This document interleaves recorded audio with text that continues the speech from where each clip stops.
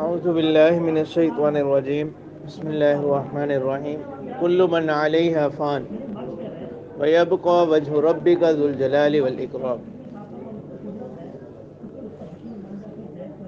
اللہ تعالیٰ فرما رہے ہیں کہ پیچھے زمین کا ذکر ہوا تھا، کل من علیہا فان، کہ ہر کوئی جو زمین پر ہے، فان وہ فنا ہونے والا ہے، زمین پر جتنی بھی مخلوقات ہیں وہ فنا ہونے والی ہے۔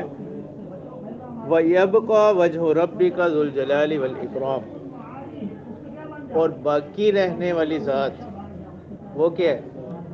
وَيَبْقَى وَجْهُ رَبِّكَ، تیرے پروردگار کی ذات، ذُو الْجَلَالِ وَالْإِكْرَامِ، جو کہ بزرگی والی اور عظمت والی ذات، ذو الجلال والاکرام، بزرگی والی اور عظمت والی ذات۔ تو یہاں آ رہا ہے، یہاں صرف زمینی مخلوقات کا فنا ہونا بیان کیا جا رہا ہے، ٹھیک ہے؟ اور باقی مخلوقات کا جو فنا ہے وہ کس میں بیان ہوا؟ کل شیء ہالک الا وجہہ،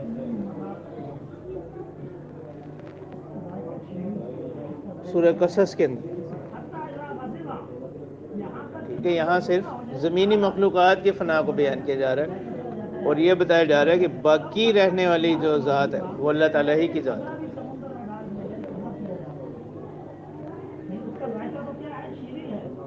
اور ایک معنی اس کے بھی کیے گئے، ایک تفسیر اس کی بھی ہے کہ تمام چیزیں فنا ہونے والی ہیں ان چیزوں کے علاوہ جو اللہ تعالیٰ کے پاس ہے،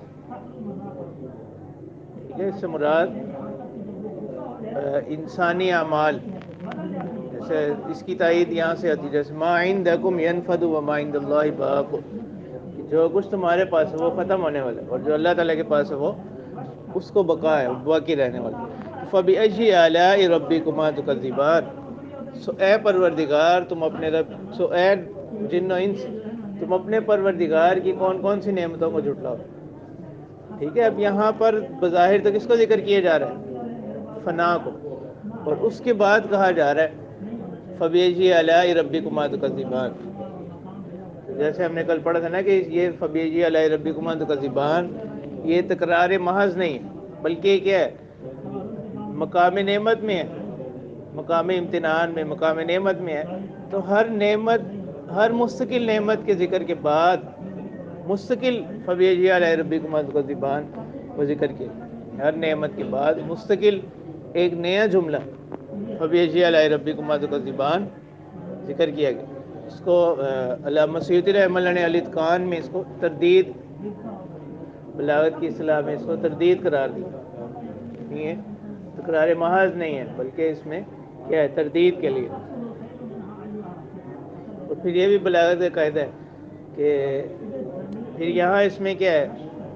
ہر نعمت کے بعد مستقل اس کا ذکر ہے، تو یہ بھی بلاغت کا قاعدہ ہے کہ التاسیس اولی من التاکید، کہ تاسیس تاکید سے کیا ہے؟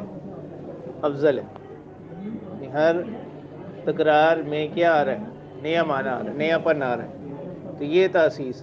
اور بلاغت کا قاعدہ یہ کہ تاسیس اولی من التاکید، یہ تاکید سے کیا ہے؟ افضل ہے۔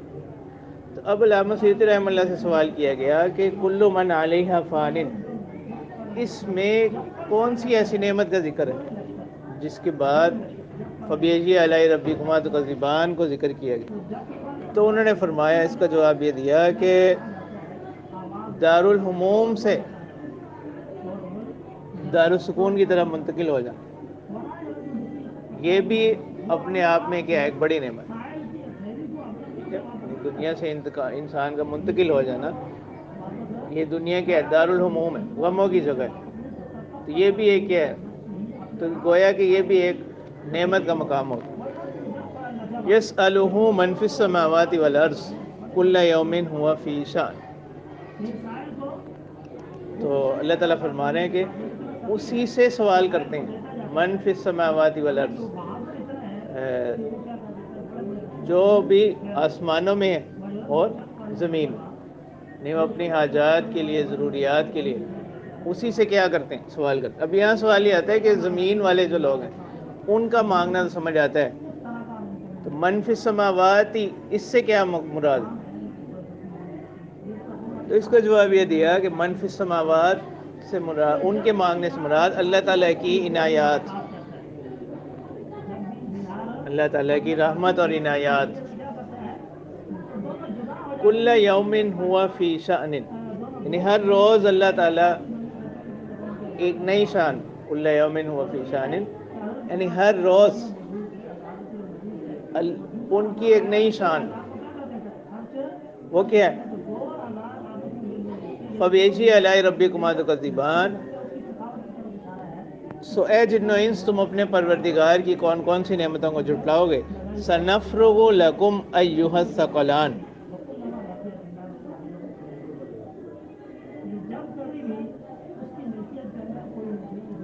تو ہم فارغ کر دیں گے، فارغ ہو جائیں گے تمہارے لیے. اے ثقلان، ثقلان ثقلان ثقل، یہ سکل سے، سکل کہتے ہیں کہ وہ بوجھ جس میں کیا ہو، کچھ عظمت ہو، کچھ اکرام ہو. تو یہاں ثقلان، ثقلان سے مراد جن و انس، ثقلان سے مراد جن و انس. تو یعنی وہ بوجھ جس میں کیا ہو، کچھ اکرام مقصود، عظمت ہو، اکرام.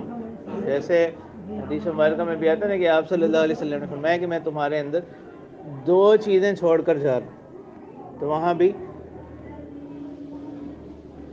ثقلین کا لفظ، ترکت فیکم ثقلین،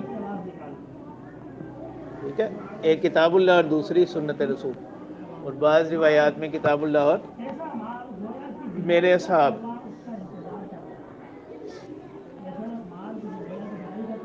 ٹھیک ہے. اسی طرح بعض روایات میں کتاب اللہ اور میرا خاندان.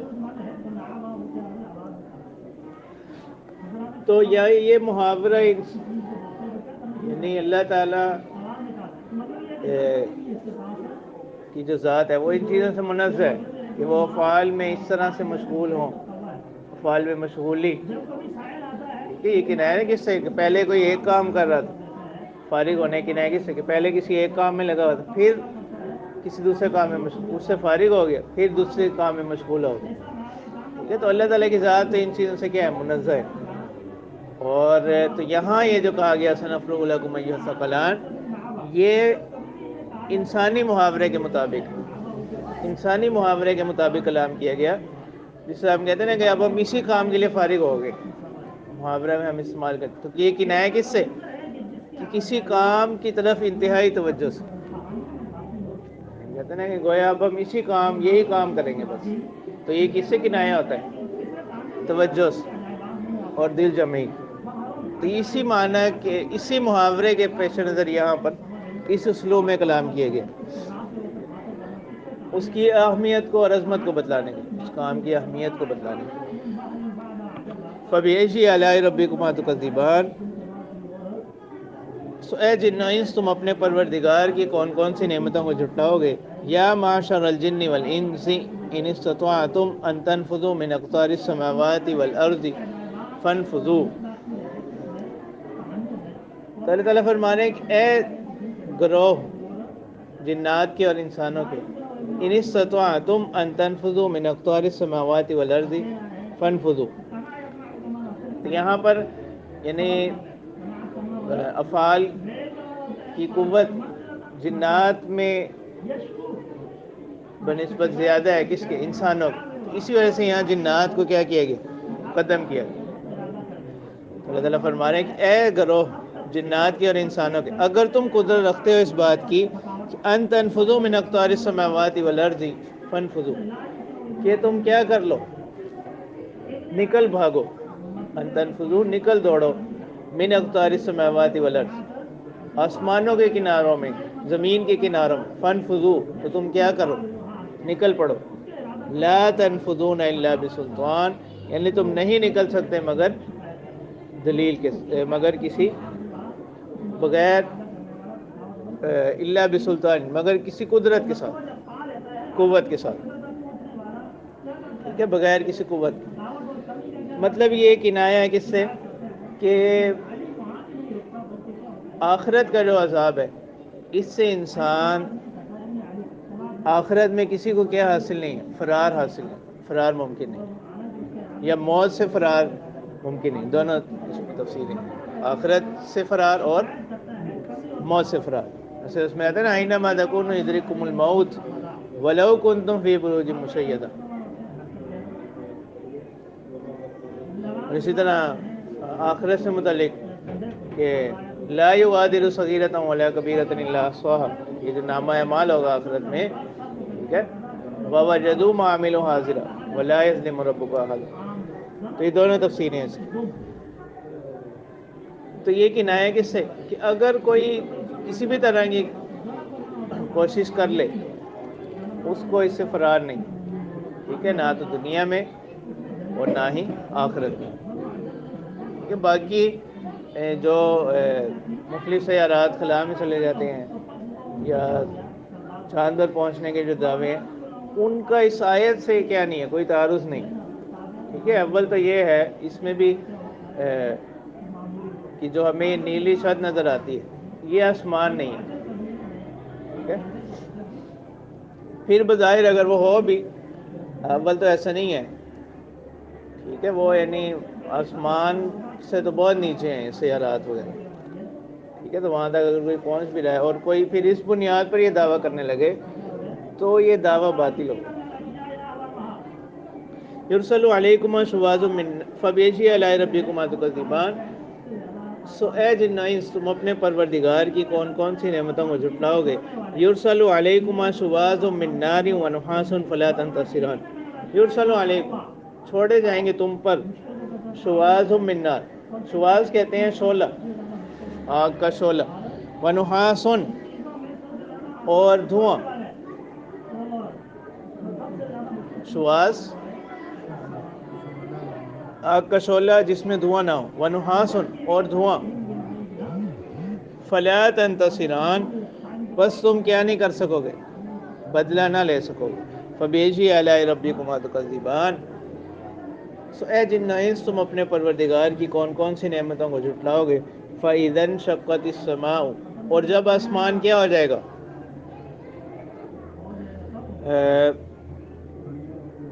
شقت السماء، پھٹ جائے گا، فکانت وردتن کالدہان، تو وہ ہو جائے گا ایک بالکل ذرہ ذرہ، کالدہان جیسے کہ چمڑے کی طرح. یہ اس کے ایک معنی بھی کیے گئے تیل کی تلچھٹ، یعنی بالکل وہ اس کی کوئی اثر نہیں رہے گا. جیسے اس میں بھی آتا ہے سورہ واقعہ میں بھی. ٹھیک ہے، یا جو سورہ تکویر، سورہ انفطار وغیرہ میں کہ آسمان کیا ہو جائے گا، پھٹ جائے گا اور پھٹ کر ریزہ ریزہ ہو جائے گا. فبیجی علی ربکما تکذبان. سو اے جن و انس تم اپنے پروردگار کی کون کون سی نعمتوں کو جھٹلاؤ گے. فیومئذ لا یسأل عن ذنبہ انس ولا جان. اس روز نہیں سوال کیا جائے گا گناہ سے متعلق انسانوں سے اور نہ ہی جنات سے.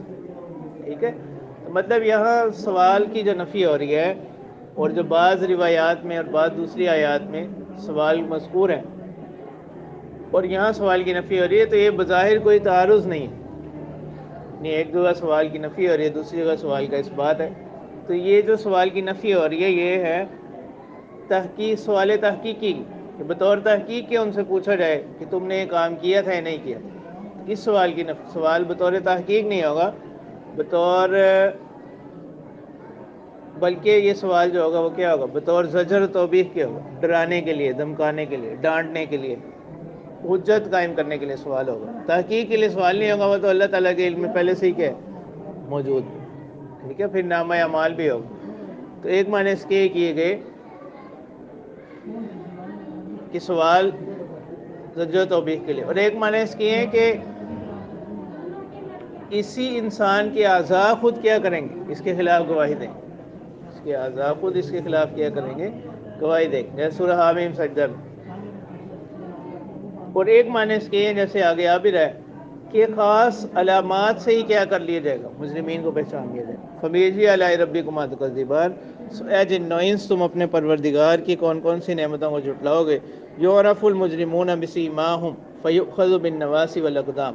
پہچان لیے جائیں گے گنہگار اپنی نشانیوں سے، فیؤخذ بالنواصی والاقدام، اور ان کو پکڑا جائے گا پیشانی کے بالوں سے، والاقدام اور قدموں سے. ٹھیک ہے، پاؤں سے گھسیٹ کر لے جائے جائیں گے یا پیشانی کے بالوں سے.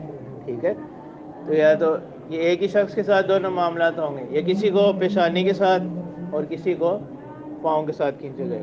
فبیشی علی ربکما تکذبان، سو اے جن و انس تم اپنے پروردگار کی کون کون سی نعمتوں کو جھٹلاؤ گے. یعنی اللہ تعالیٰ نے پہلے سے انسان کو کیا کر دیا، اس کے سامنے ہدایت کا راستہ بھی واضح کر دیا اور گمراہی کا راستہ. وَهَدَيْنَاهُ النَّجْدَيْنِ هَذِهِ جَهَنَّمُ الَّتِي يُكَذِّبُ بِهَا الْمُجْرِمُونَ، یہی ہے وہ جہنم جس کو جھٹلاتے تھے گنہگار لوگ. یطوفون بینہا و بین حمیم آن، اب وہ کیا ہوں گے، پھریں گے اس کے درمیان اور کھولتے ہوئے گرم پانی کے درمیان. فَبِأَيِّ آلَاءِ رَبِّكُمَا تُكَذِّبَانِ، سو اے جن و انس تم اپنے پروردگار کی کون کون سی نعمتوں کو جھٹلاؤ گے. وَلِمَنْ خَافَ مَقَامَ رَبِّهِ جَنَّتَانِ، اب یہاں سے اللہ تعالیٰ دو قسم کے مومنین ان کے احوال کو ذکر فرما رہے ہیں، جیسے آگے سورہ واقعہ میں بھی آئے گا ایک تفسیر کے مطابق. تو یہ یہاں سے یہ پورے رکوع میں آخر سورت تک دو قسم کے مومنین کے انعام کا ذکر. ایک تو خاص لوگ، سورہ واقعہ میں کہتے ہیں اولئک المقربون، اور دوسرے عام مومنین. ٹھیک ہے، مقربین خواص اور دوسرے عام مومنین. تو جو پہلے احوال بیان کیے جا رہے ہیں خواص کی. وَلِمَنْ خَافَ مَقَامَ رَبِّهِ جَنَّتَانِ، جو شخص ڈرا اپنے پروردگار کے سامنے کھڑا ہونے سے، یعنی اپنے آخرت کی پیشی سے ڈرتے ہوئے دنیا میں گناہوں سے بچتا رہا. جنتان، ایسے شخص کے لیے دو باغات ہوں گے. فَبِأَيِّ آلَاءِ رَبِّكُمَا تُكَذِّبَانِ، سو اے جن و انس تم اپنے پروردگار کی کون کون سی نعمتوں کو جھٹلاؤ گے. ذواتا افنان، وہ باغ بھی کیسے ہوں گے، شاخوں والے. یعنی وہاں کثرت سے درخت ہوں، یعنی شاخوں کی کثرت، یہ کس سے کنایا ہے، درختوں کی کثرت. تو درختوں کی کثرت سے کیا ہوگا، سایہ بھی گھنا ہوگا. فَبِأَيِّ آلَاءِ رَبِّكُمَا تُكَذِّبَانِ، سو اے جن و انس تم اپنے پروردگار کی کون کون سی نعمتوں کو جھٹلاؤ گے. فِيهِمَا عَيْنَانِ تَجْرِيَانِ، اس میں چشمے ہوں گے بہنے والے. فَبِأَيِّ آلَاءِ رَبِّكُمَا تُكَذِّبَانِ، سو اے جن و انس تم اپنے پروردگار کی کون کون سی نعمتوں کو جھٹلاؤ گے. فِيهِمَا مِن كُلِّ فَاكِهَةٍ زَوْجَانِ، ان دونوں میں یعنی ان دونوں باغات میں ہر قسم کے میووں کے دو دو قسم ہوں گی. فَبِأَيِّ آلَاءِ رَبِّكُمَا تُكَذِّبَانِ، اے جن و انس تم اپنے پروردگار کی کون کون سی نعمتوں کو جھٹلاؤ گے. متکئین علی فرش بطوائنها من استبرق، وہ تکیے لگائے ہوئے ہوں گے، سہارا لگائے ہوئے ہوں گے ایسے بچھونوں پر، ایسے بستروں پر. بطوائنها من استبرق، کہ جن کا استر،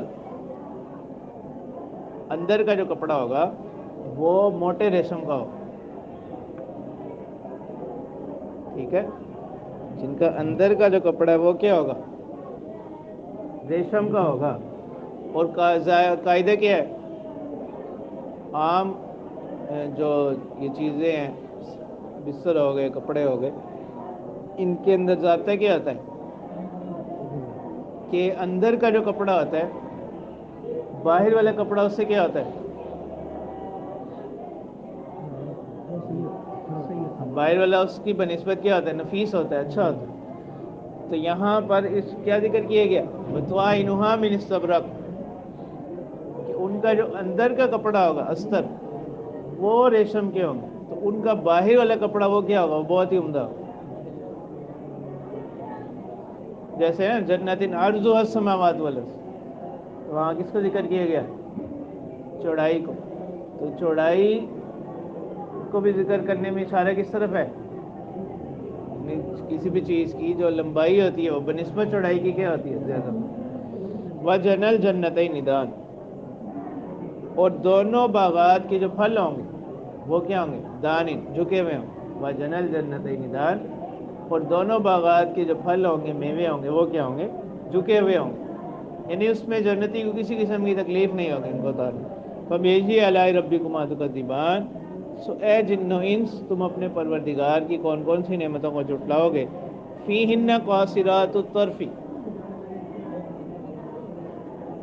اس میں فیہن یعنی ان باغات میں عورتیں ہوں گی، قاصرات الطرف آنکھوں کو جھکائے ہوئے، لم یطمثن انس قبلہم ولا جان یعنی وہ عورتوں کی پاکیزگی ایسی ہوگی کہ انہیں نہیں چھوا ہوگا اس سے پہلے کسی انسان نے، نہ ہی جنات۔ فَبِأَيِّ آلَاءِ رَبِّكُمَا تُكَذِّبَانِ سو اے جن و انس تم اپنے پروردگار کی کون کون سی نعمتوں کو جھٹلاؤ گے؟ كَأَنَّهُنَّ الْيَاقُوتُ وَالْمَرْجَانُ یعنی وہ خوبصورتی میں وہ عورتیں ایسی ہوں گی گویا کہ موتی۔ خوبصورتی اس میں تشبیہ دو چیزوں میں، خوبصورتی میں بھی اور صفائی میں بھی، والمرجان اور مونگا یعنی یہ بھی جواہرات کی ایک قسم ہے مرجان، ٹھیک ہے۔ تو اب یہاں سوال یہ تھا کہ مشبہ بھی یہاں کیا ہے؟ مشبہ تو ایک ہے اور مشبہ بھی کیا ہے؟ متعدد۔ تو مشبہ بھی کا تعدد یہ بھی کس کے لیے ہے؟ اہمیت کو، مشبہ کی اہمیت کو بتلانے کے لیے۔ فَبِأَيِّ آلَاءِ رَبِّكُمَا تُكَذِّبَانِ اے جن و انس تم اپنے پروردگار کی کون کون سی نعمتوں کو جھٹلاؤ گے؟ هل جزاء الاحسان الا الاحسان یعنی کیا اطاعت کا بدلہ اطاعت نہیں ہے؟ مطلب کیا کہ غایت اطاعت کا بدلہ، احسان کا بدلہ بھی کیا ہونا چاہیے؟ احسان ہی ہونا چاہیے۔ استفہام انکاری، احسان کا بدلہ کیا ہے؟ احسان۔ بندہ کی طرف سے احسان کیا ہے؟ غایت اطاعت، انتہائی اطاعت، اور اللہ کی طرف سے احسان کیا ہے؟ انتہائی عنایت۔ فَبِأَيِّ آلَاءِ رَبِّكُمَا تُكَذِّبَانِ اے جن و انس تم اپنے پروردگار کی کون کون سی نعمتوں کو جھٹلاؤ گے؟ وَمِن دُونِهِمَا جَنَّتَانِ اور ان سے کچھ کمتر، ان سے ذرا کم، وَمِن دُونِهِمَا ان دو کے علاوہ جنتان دو باغات اور ہوں گے۔ تو یہاں سے عام مومنین کی جزا کو بیان کیا جاتا ہے۔ فَبِأَيِّ آلَاءِ رَبِّكُمَا تُكَذِّبَانِ سو اے جن و انس تم اپنے پروردگار کی کون کون سی نعمتوں کو جھٹلاؤ گے؟ مدہامتان وہ دونوں باغات کیسے ہوں گے؟ یعنی ان کا جو سبزہ ہوگا مدہامتان سیاہی مائل ہوں، بہت گہرا سبز رنگ جو کیا ہو؟ سیاہی مائل ہو، اس کا کچھ میلان ہے کس کی طرف؟ سیاہ رنگ کی طرف۔ فَبِأَيِّ آلَاءِ رَبِّكُمَا تُكَذِّبَانِ اے جن و انس تم اپنے پروردگار کی کون کون سی نعمتوں کو جھٹلاؤ گے؟ فِيهِمَا عَيْنَانِ نَضَّاخَتَانِ اس میں دو چشمے ہوں گے، نضاختان جوش مارتے ہوئے، ٹھیک ہے۔ اب یہاں پر کیا ذکر کیا گیا؟ مدہامتان یعنی ان میں کثرت ہوگی کس کی؟ سبزہ کی، اور وہاں ذواتا افنان، ذواتا افنان، اور وہاں فِيهِمَا عَيْنَانِ تجریان تھا، یہاں فِيهِمَا عَيْنَانِ نَضَّاخَتَانِ جوش مارتے ہوئے۔ فَبِأَيِّ آلَاءِ رَبِّكُمَا تُكَذِّبَانِ سو اے جن و انس تم اپنے پروردگار کی کون کون سی نعمتوں کو جھٹلاؤ گے؟ تو وہاں کیا تھا؟ فِيهِمَا مِن كُلِّ فَاكِهَةٍ زَوْجَانِ، اور یہاں کیا ہے؟ فِيهِمَا فَاكِهَةٌ اس میں میوے ہوں گے، وَنَخْلٌ اور کھجور، وَرُمَّان اور انار۔ فَبِأَيِّ آلَاءِ رَبِّكُمَا تُكَذِّبَانِ سو اے جن و انس تم اپنے پروردگار کی کون کون سی نعمتوں کو جھٹلاؤ گے؟ تو بظاہر یعنی استدلال تو نہیں، بظاہر اس آیت کے ظاہر سے کیا مفہوم ہوتا ہے کہ یہاں پر جو کیا ذکر کیا گیا؟ فِيهِمَا فَاكِهَةٌ وَنَخْلٌ وَرُمَّان، فاکہہ کو الگ ذکر کیا گیا اور نخل اور رمان کو الگ، عطف ہو رہا ہے نا، تو معطوف علیہ معطوف کا کیا ہوتا ہے؟ غیر، مغایرت ہے نا معطوف۔ تو اس کا مطلب یہ ہے کہ نخل اور رمان یہ کیا ہے؟ یہ میووں سے الگ ہے، میووں سے الگ غذا ہے۔ بظاہر اس میں اختلاف بھی ہے نا فقہا کا، وہ مسئلہ آتا ہے نا کہ اگر کسی نے قسم کھائی کہ وہ فاکیہ نہیں کھائے گا، میوے نہیں کھائے گا، اب اس نے انار کھا لی تو وہ حانث ہوگا نہیں ہوگا، ٹھیک ہے۔ تو اب رمان سے متعلق فقہا کا کیا ہے؟ اختلاف ہے، کس بات میں کہ یہ فاکیہ کے عموم میں داخل ہے یا نہیں۔ فَبِأَيِّ آلَاءِ رَبِّكُمَا تُكَذِّبَانِ اے جن و انس تم اپنے پروردگار کی کون کون سی نعمتوں کو جھٹلاؤ گے؟ فِيهِنَّ خَيْرَاتٌ حِسَان اس میں ایسی عورتیں ہوں گی، خیرات الحسان یعنی خوبصورت ہوں گی، اور حسان خوبصورت ہوں گی، طبیعت کے اعتبار سے، مزاج کے اعتبار سے بھی کیا ہوں گی؟ عمدہ ہوں گی، اور صورت کے اعتبار سے۔ فَبِأَيِّ آلَاءِ رَبِّكُمَا تُكَذِّبَانِ، اے جن و انس تم اپنے پروردگار کی کون کون سی نعمتوں کو جھٹلاؤ گے؟ حور مقصورات فی الخیام، حوریں چھپی ہوئی ہوں گی خیموں پردوں میں۔ فَبِأَيِّ آلَاءِ رَبِّكُمَا تُكَذِّبَانِ، اے جن و انس تم اپنے پروردگار کی کون کون سی نعمتوں کو جھٹلاؤ گے؟ لم یطمثہن انس قبلہم ولا جان،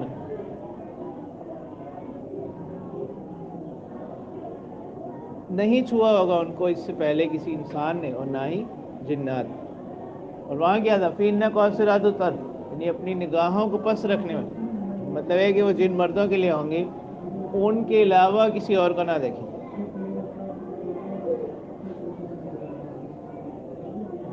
متکئین علی رفرف خضر وعبقری حسان، تکیہ لگائے ہوئے کس پر؟ علی رفرف خضر، یعنی سبز قالین، علی رفرف خضر سبز قالین، وعبقری حسان، اور عجیب خوبصورت قالینوں، خوبصورت بستروں۔ فَبِأَيِّ آلَاءِ رَبِّكُمَا تُكَذِّبَانِ، اے جن و انس تم اپنے پروردگار کی کون کون سی نعمتوں کو جھٹلاؤ گے؟ تبارک اسم ربک ذی الجلال والاکرام، یعنی بابرکت ہے اسم ربک، تیرے پروردگار کا نام، جو کہ کیا ہے؟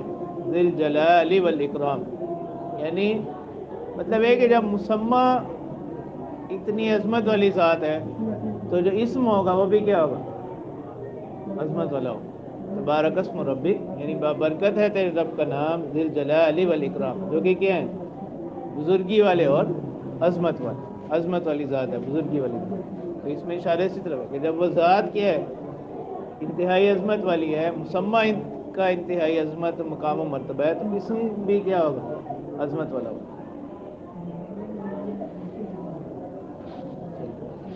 باقی فقہا کے ہاں عام تلاوت کے اندر، احناف کے ہاں فرضوں کے علاوہ جو بھی اس کلمے کو پڑھے، اس جملے کو فَبِأَيِّ آلَاءِ رَبِّكُمَا تُكَذِّبَانِ، تو مصحف یہ ہے کہ وہ کیا کہے؟ لا بِشَيْءٍ مِّن نِّعَمِكَ رَبَّنَا نُكَذِّبُ فَلَكَ الْحَمْدُ، اے پروردگار آپ کی نعمتوں میں سے ہم کسی چیز کی بھی کیا نہیں کرتے؟ تکذیب نہیں کرتے۔ فلک الحمد، اور ساری تعریفیں آپ ہی کے لیے۔ تو یہ جملہ یہ کیا مصحف